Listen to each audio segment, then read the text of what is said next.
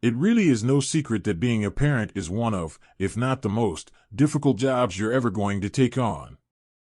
Aspiring to be a perfect parent is a recipe for disaster, but more often than not, a lot of parents try to be normal, a concept which has really come from characters in sitcoms as opposed to real-life examples. There are a lot of parenting myths that circulate that are actually doing more harm than good. Perhaps it's time to move away from these myths in order to be able to better parent our kids in a realistic way. The first myth is that we constantly praise kids. You know, the whole "I like your outfit" to the "you look great," and so on.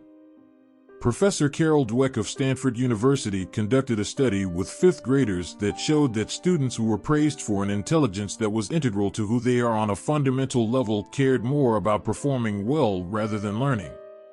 Furthermore, the students that were praised for inherent intelligence and ability did not show interest in persisting in more challenging tasks, did not enjoy difficult tasks, and even showed worse performance in the task's requirements. Conversely, the students who were praised for effort exceeded the other group's performance in every area of the tasks of the study.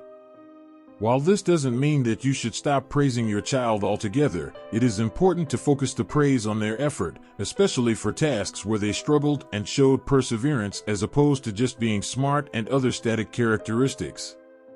This will help them foster their growth mindset and learn that failure is not just okay, but a necessary step in the overall process. Another myth is that being a good parent involves a lot of organized activities and supervision. In the myth of the spoiled child, Alfie Kohn says, generalizations one chooses to apply to the younger generation seem to depend mostly on the worldview of the person doing the generalizing. Older people have always insisted that children are unusually spoiled, or that young adults are usually egocentric or entitled.